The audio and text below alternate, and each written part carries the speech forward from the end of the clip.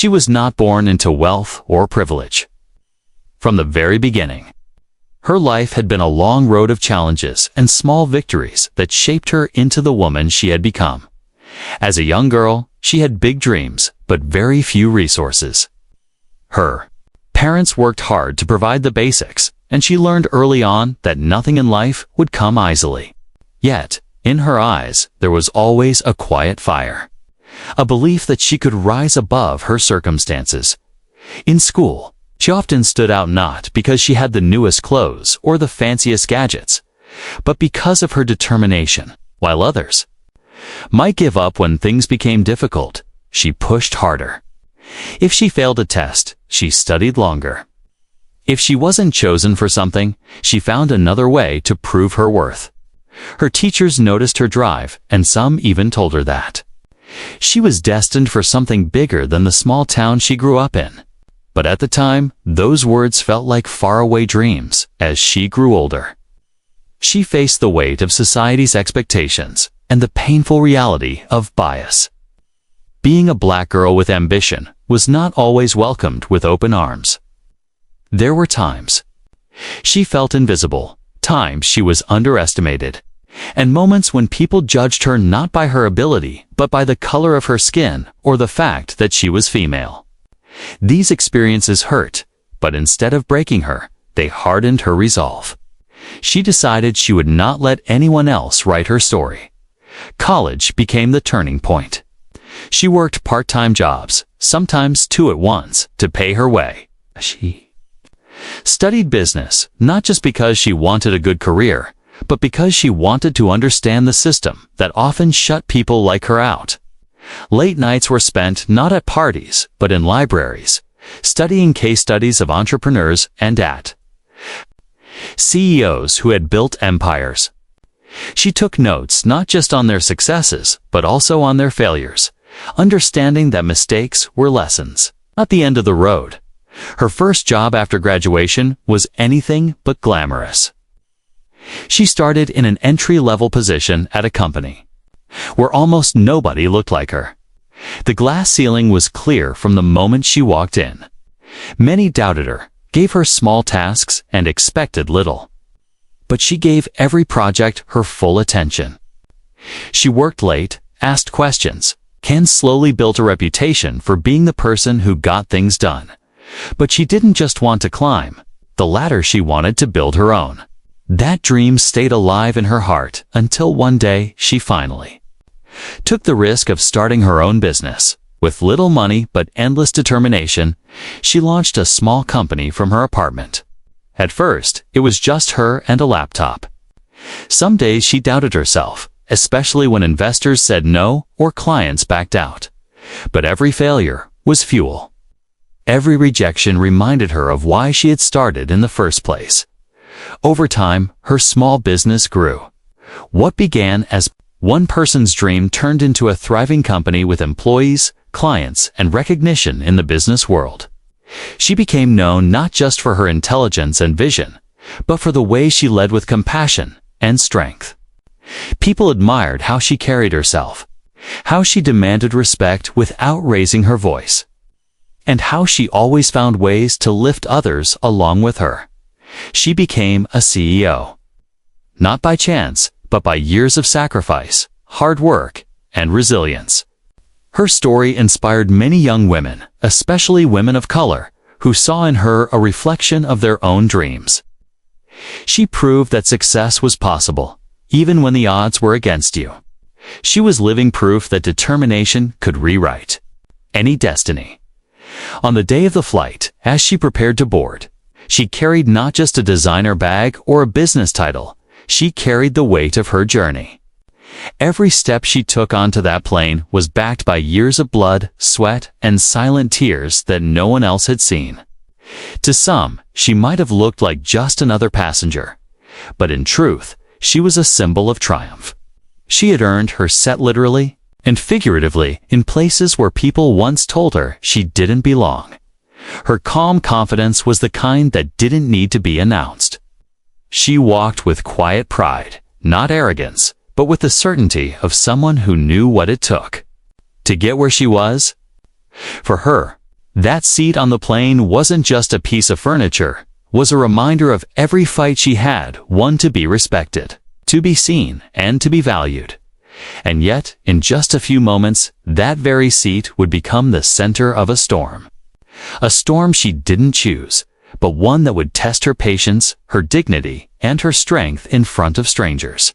For now, though, she simply sat down, unaware that the next minute would make her the center of a story that the world would soon be talking about.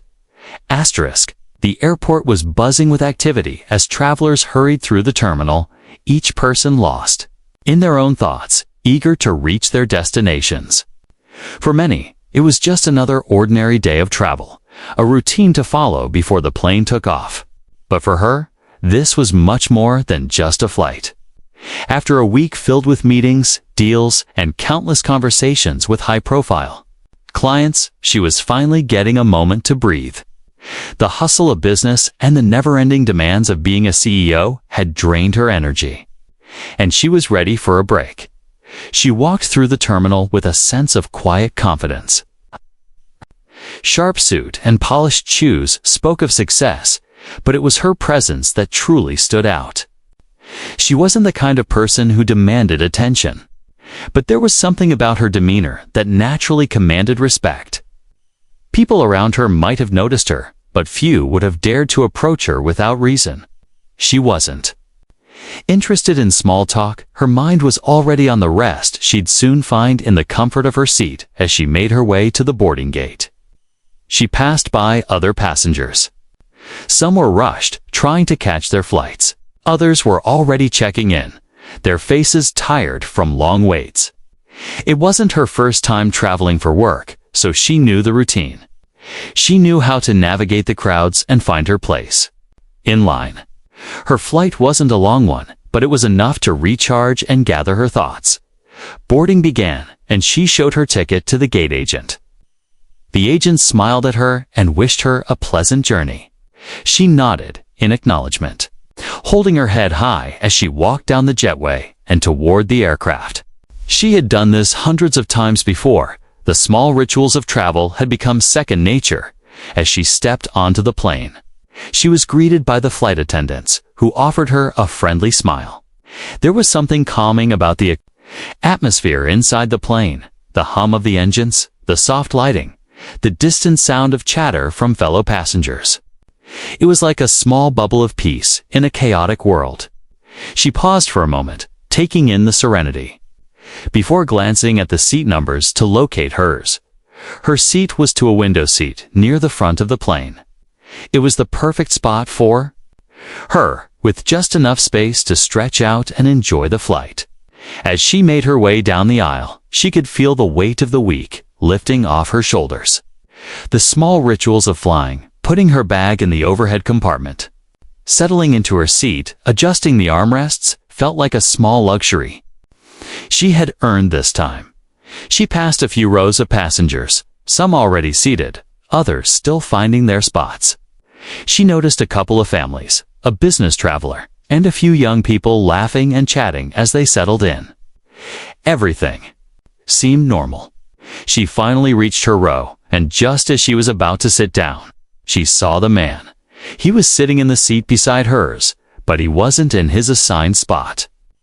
She glanced at the boarding pass in her hand to confirm that 2A was hers.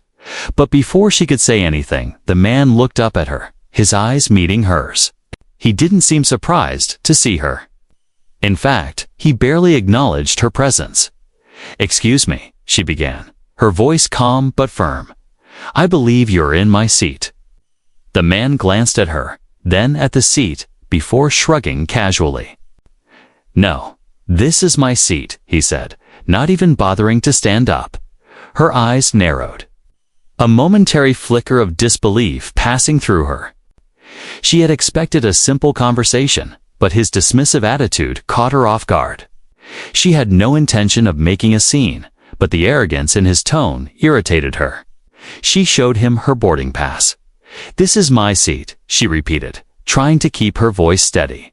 She wasn't in the mood for confrontation, but she wasn't going to back down either.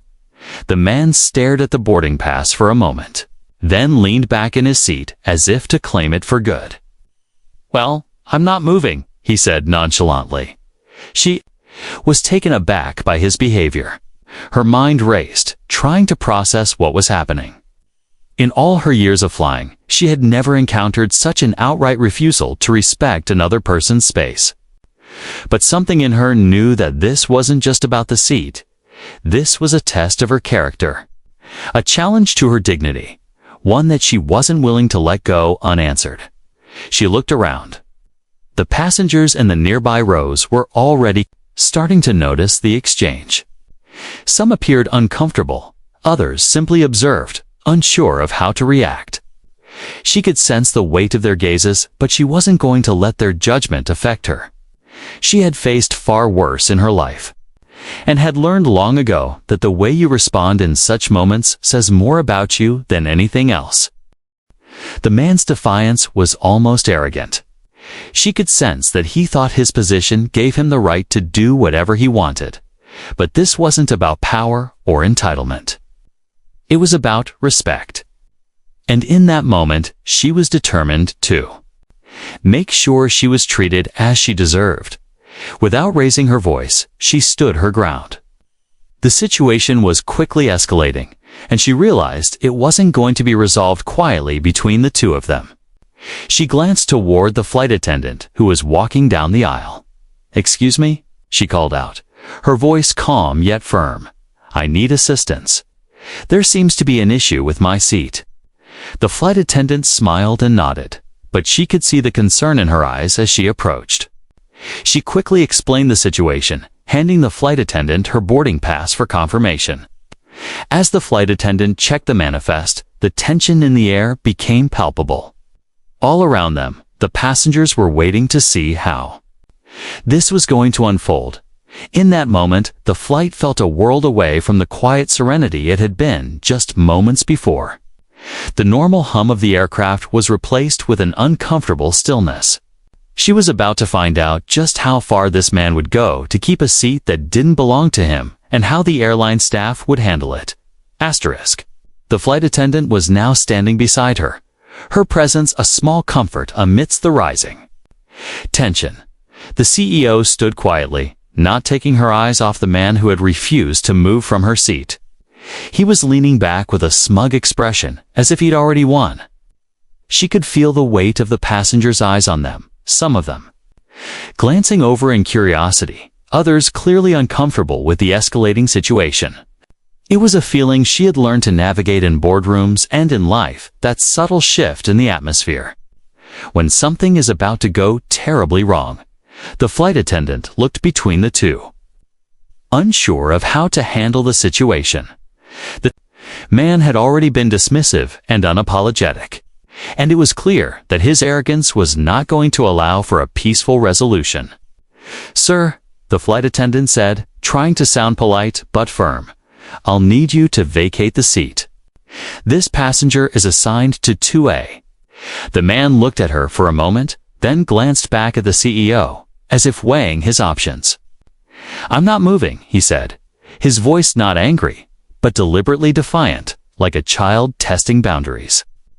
The CEO could feel the air in the cabin shift. It wasn't just about the seat anymore. It was something deeper, a test of authority, a challenge to her space and her dignity. The flight attendant stood there for a second, uncertain, not quite sure how to handle this situation. It wasn't like the normal problems that arise on flights: misplaced bags, misbehaving passengers, or arguments over armrests. This was different. This was a refusal to follow basic decency. The flight attendant finally stepped back, clearly hesitant.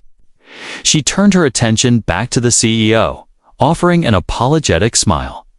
The CEO, who had been trying to remain calm and composed, was now starting to feel the rising tide of frustration.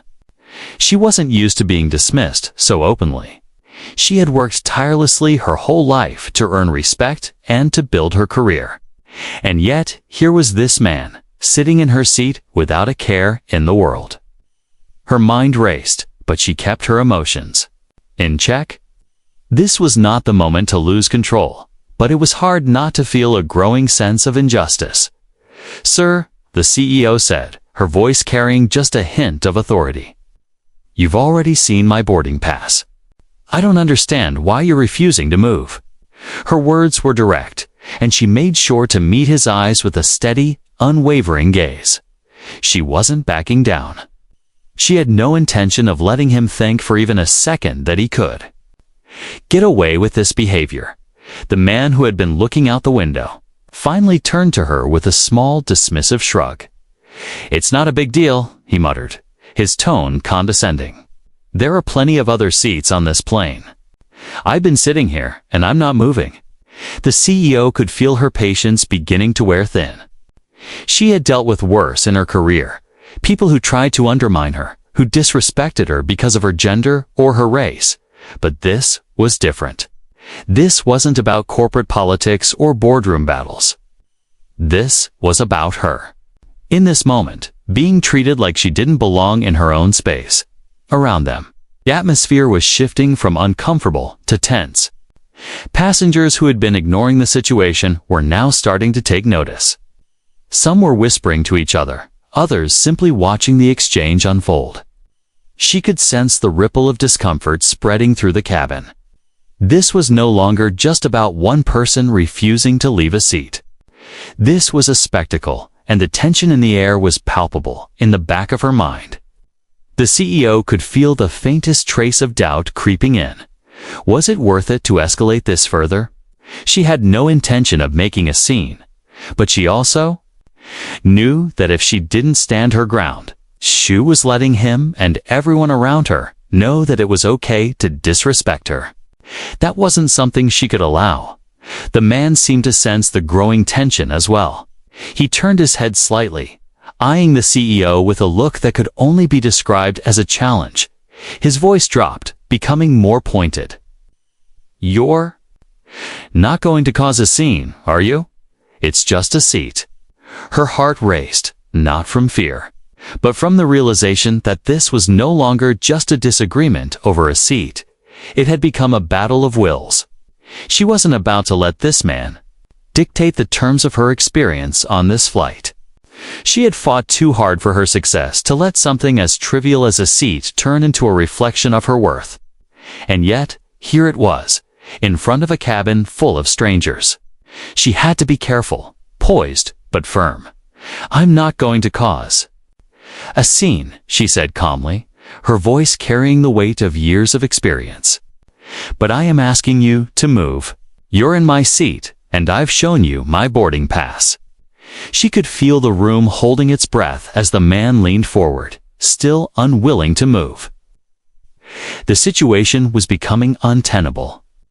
The cabin crew was starting to notice the growing tension, and whispers began to circulate.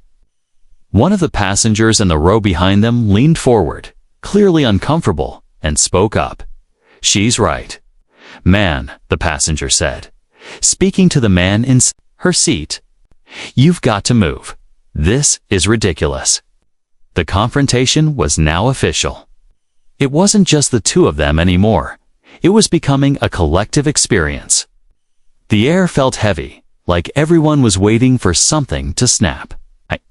And it would, soon enough. Just as the tension reached its peak, the flight attendant returned, this time with a sense of urgency in her step. She had consulted with the captain, and it was clear that this situation could not go on any longer. The man's defiance had reached its limit. The flight crew could no longer stand idly by, hoping the problem would resolve itself. The cabin crew had no choice but to act. "Sir," the flight attendant said firmly, her voice carrying authority, "you'll need to move immediately. If you refuse, we will have to call the authorities to assist." For the first time, the man hesitated. The weight of the consequences was now clear to him. The atmosphere in the cabin had shifted from disbelief to tension, and now it was on the verge of becoming outright conflict. The CEO watched quietly, feeling the slow burn of satisfaction rise in her chest. She had remained calm, never once raising her voice. And now, It seemed that the man was finally beginning to realize he couldn't win. The silence that followed was deafening. It was as if time had slowed down, and the usual hum of the airplane had vanished. For a brief moment, it felt like the entire cabin had held its breath, waiting to see what would happen next. The usual noise of passengers chatting, the soft clinking of coffee cups, and the low rumble of the plane's engines disappeared, leaving only the sound of a few whispered conversations and the nervous shuffling of feet. She could feel the eyes of the passengers on her, some curious, others uncomfortable, and a few who seemed genuinely concerned about the growing tension. The man in her seat was still defiant, sitting with a cocky, almost bored expression, as if he had all the time in the world to make his point. But she, on the other hand, was growing more aware of how surreal the situation had become. She had faced tougher situations in her career, but this felt different. It was no longer just about getting the seat she was entitled to. It was about the underlying message, the lack of respect, the assumption that she, a black woman, might not have the authority to claim what was rightfully hers. Her heart was calm. Her mind was clear, but her patience was beginning to wear thin. She wasn't angry, at least, not yet.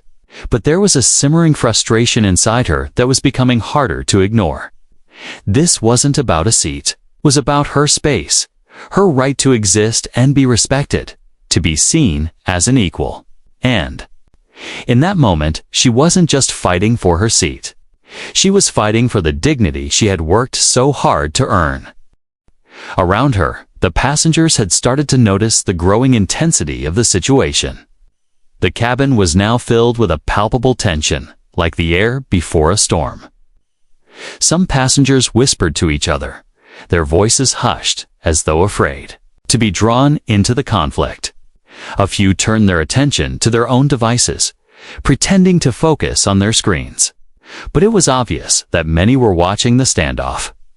Some were clearly uncomfortable, shifting uncomfortably in their seats, not wanting to be seen as taking sides.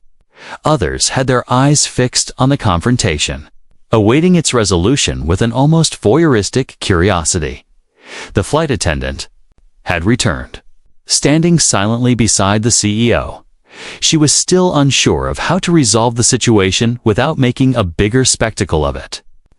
The tension in the air was thick, but she was also starting to realize that the situation was spiraling out of her control. It wasn't just about a seat anymore. It was about control, about power, about respect. And the CEO wasn't going to back down. She could feel it in the flight attendant's hesitation, the weight of uncertainty in her every move. The flight crew was now caught in a delicate balancing act, unsure of how far they could push without causing a larger disruption. The man, however, didn't seem to feel the tension around him. He continued to lean back in his seat with an air of complete indifference. His arms were crossed, his gaze occasionally flicking toward the CEO as if to remind her of his stubbornness. But his confidence seemed forced, almost fragile now. It was clear that his bravado was beginning to crack under the weight of the situation. And yet, he refused to move. The CEO stood there, not saying a word. She didn't need to. Her silence was enough. The lack of a reaction from her only seemed to make the situation more charged, more uncomfortable. For all the people around her, for all the eyes that were now on her, she was unfazed. She knew what she had to do. She wasn't just a passenger on this plane. She was someone who had earned her place in this world. She wasn't going to let anyone take that away from her, no matter how insignificant the issue may seem to others. She glanced around at the passengers. Some were starting to visibly squirm in their seats, clearly uncomfortable with the spectacle that was unfolding before them. It wasn't just the CEO and the man in her seat anymore. It was everyone who had witnessed the disrespect and the refusal to comply.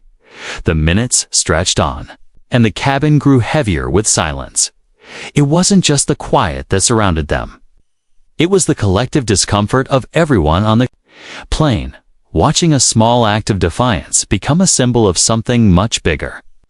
This was no longer just about a seat on a plane. This was a lesson about power, respect, and dignity in a world that often tried to take those things away from women and people of color.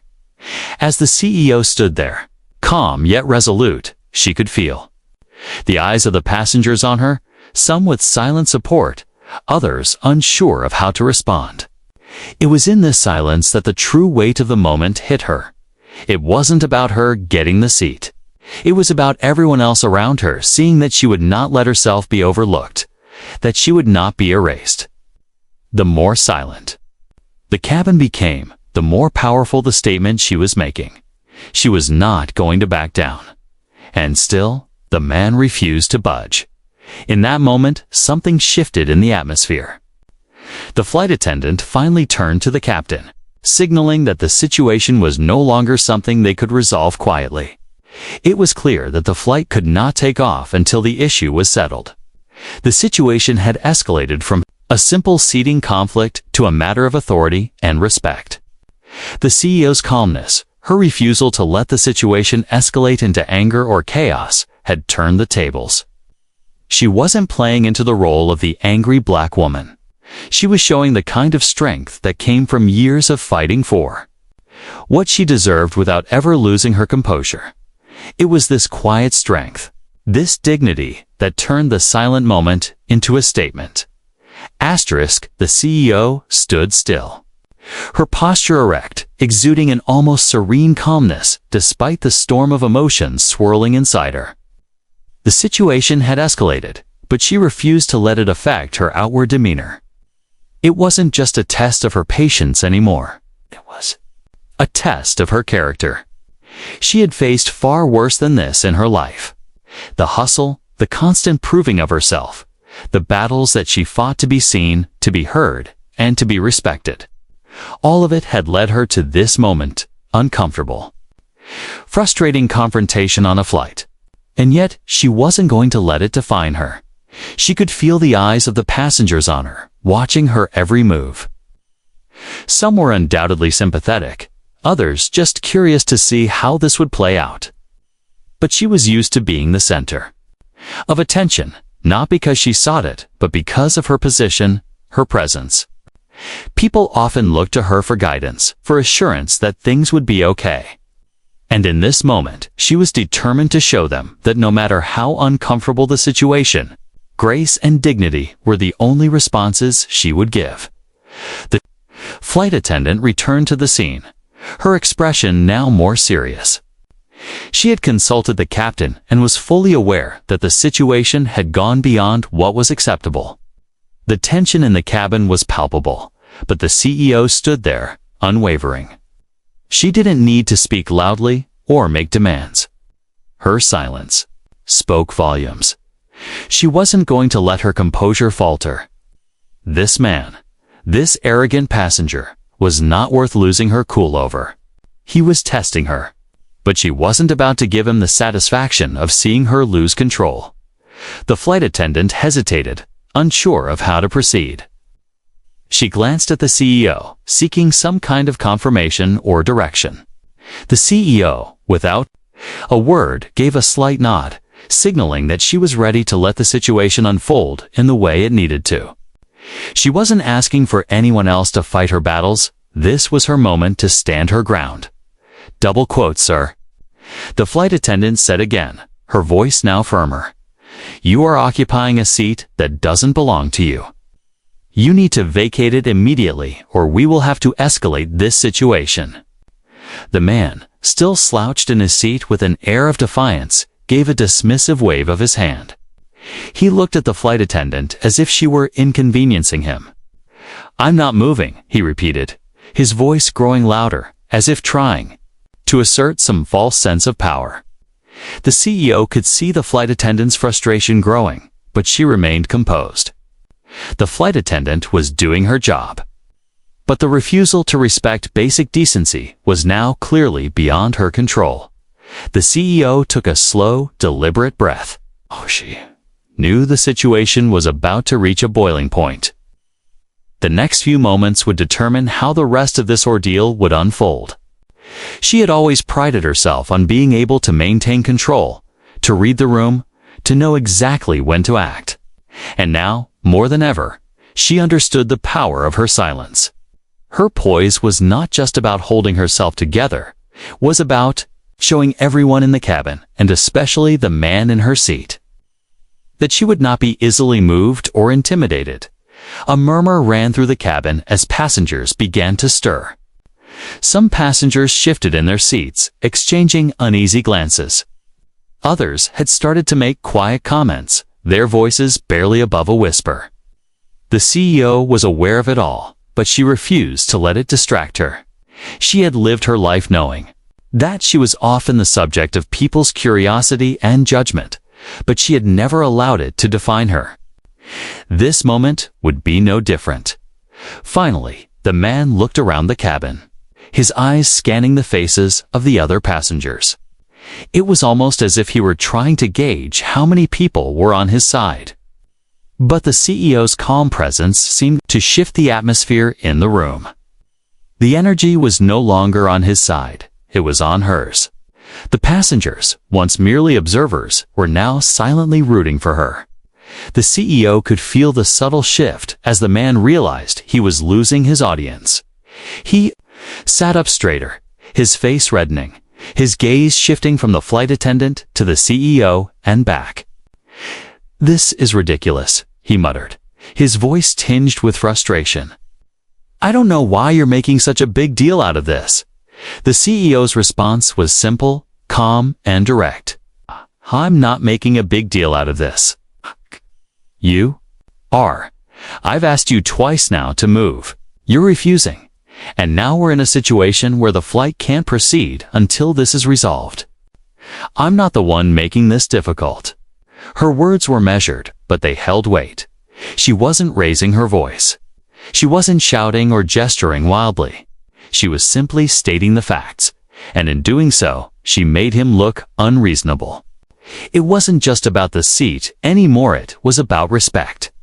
About acknowledging the truth. About taking responsibility for one's actions. At that moment, the flight attendants began to move with more urgency. The captain had been informed of the situation and was now giving the final orders. There was no turning back. This man had refused to comply with a basic request, and now the crew had no choice but to take action. The flight attendant, her voice now firm, made it clear that the man had one final opportunity to vacate the seat voluntarily. "If you don't move, we will have no choice but to remove you from the flight." The man hesitated, but the first time, a flicker of doubt crossed his face. He could see the flight attendants moving toward the aisle, and he realized the seriousness of the situation. He could feel the weight of the moment. This wasn't just about a disagreement anymore. It was about consequences. The CEO's quiet strength had made it clear that he had no way out unless he did the right thing. And then, finally, the man stood up, his shoulders slumped in defeat. The tension in the cabin immediately lifted. The passengers, who had been holding their breath, now exhaled in relief. The flight attendants quickly escorted the man away from the seat, guiding him toward the rear of the plane. The CEO sat back down, her composure unwavering. The flight was not going to take off immediately, but the battle had been won.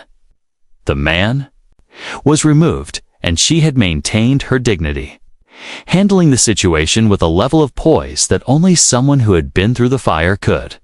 She closed her eyes for a brief moment, taking a deep breath, letting the weight of the situation fall away.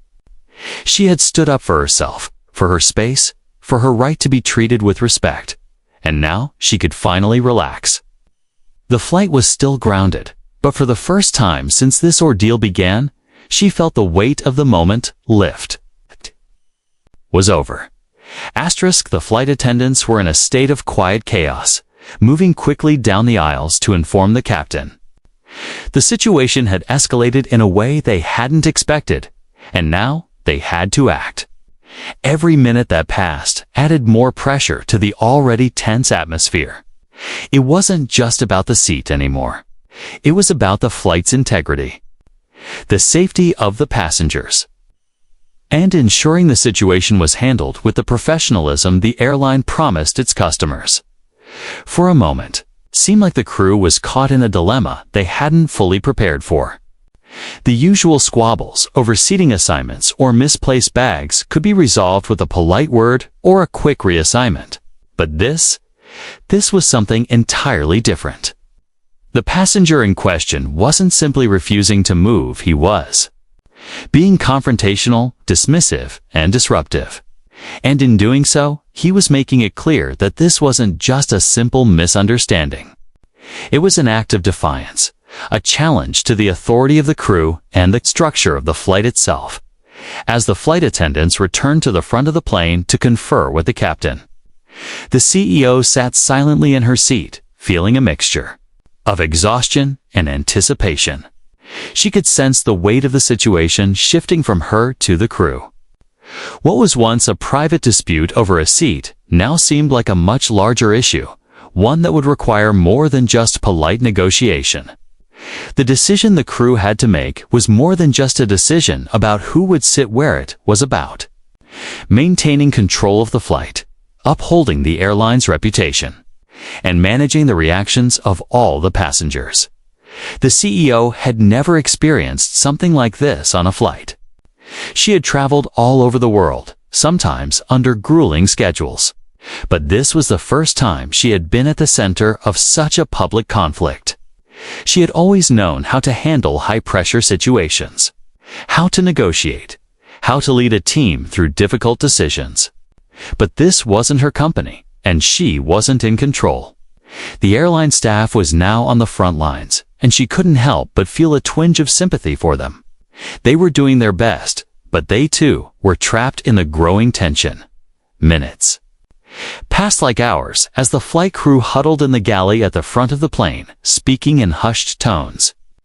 The CEO watched them from her seat, her mind spinning. She understood that the crew was caught in an impossible position. On the one hand, they had a passenger who was clearly in the wrong, refusing to give up a seat that wasn't his, creating an uncomfortable situation for everyone else on board. On the other hand, they had to manage the rest of the passengers who were becoming more uneasy with each passing moment. She could see the passengers shifting in their seats, some staring straight ahead, others whispering to each other. The usual hum of chatter had died down, replaced by an uncomfortable stillness. It was clear that the passengers were divided. Some sympathized with the CEO. Others were unsure whether it was worth the disruption to get involved. There was a heavy sense of uncertainty in the air. Like everyone was waiting for the next move. The flight attendants were also acutely aware of the passengers' growing discomfort. Every second that passed without a resolution made the situation feel more urgent. The flight attendants were well trained to handle a variety of situations, but this one was unique. There were no standard procedures for dealing with a disruptive passenger who was refusing to cooperate, especially when that passenger wasn't just being rude, they were openly defying the authority of the airline at the front of the plane. The captain was now involved. The decision was ultimately his. He had the final say on whether the flight could proceed or if the situation warranted a delay or even a removal of the passenger. It was a decision that had to be made carefully, weighing the need to maintain order and professionalism against the reality of the situation. If the flight couldn't take off, it would disrupt the entire schedule, causing ripple effects for the airline's other flights. The captain, a seasoned professional who had seen his share of onboard disputes, understood the gravity of the moment. This wasn't just about a seat on a plane. This was about ensuring the safety and comfort of all passengers. He knew that if this situation were allowed to escalate further, it could have consequences far beyond this single flight. He couldn't allow the flight to take off with an unresolved conflict that had already disrupted the cabin. Call security. The captain finally instructed. his voice steady, but his mind racing with the implications of the decision.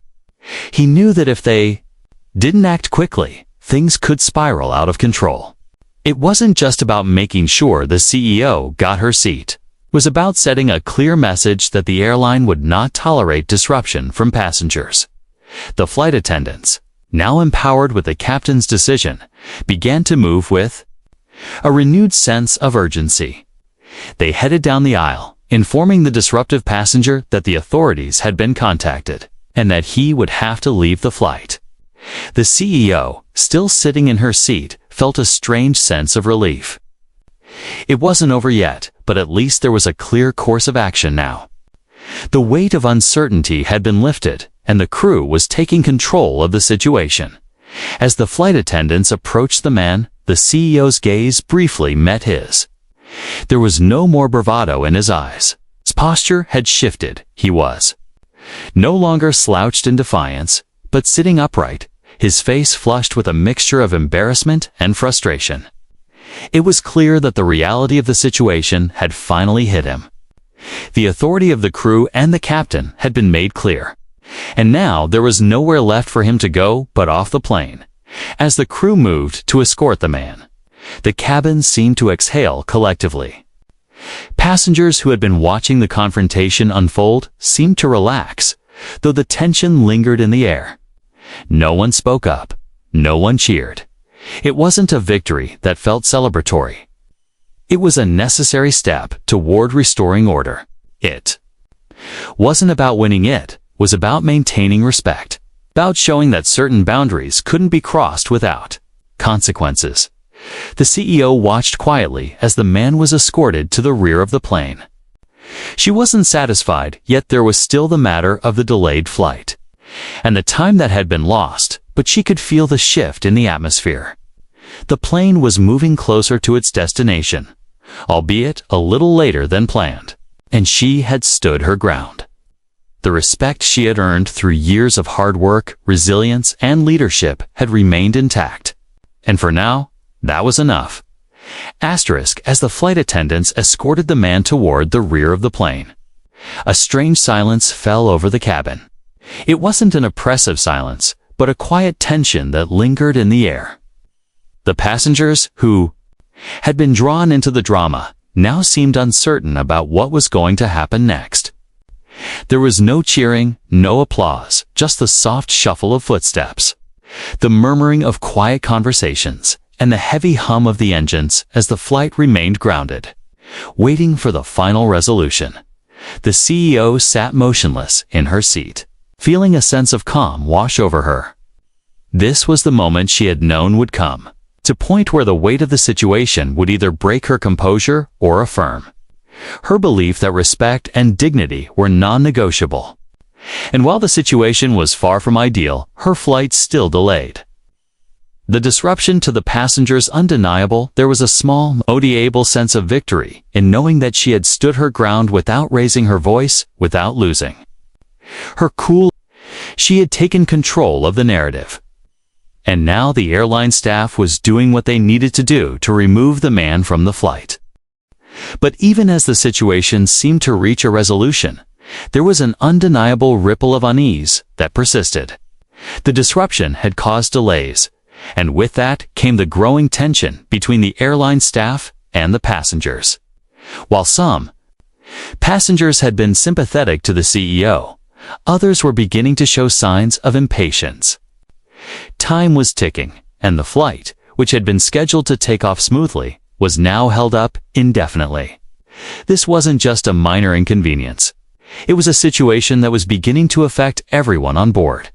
The flight attendants returned to the front of the cabin after escorting the man to the rear, now making a quick announcement over the intercom.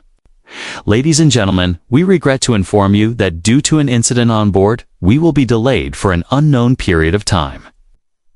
The voice said, calm, but tinged with a hint of uncertainty. We ask for your patience and cooperation as we resolve the situation. As the announcement echoed through the cabin, the tension was palpable. The CEO felt the weight of the eyes on her once again. The passengers had been watching from the sidelines, but now the delay was affecting their own schedules. Some had tight connections, others had business meetings to attend, and a few seemed to be muttering about missed appointments and the inconvenience of the situation.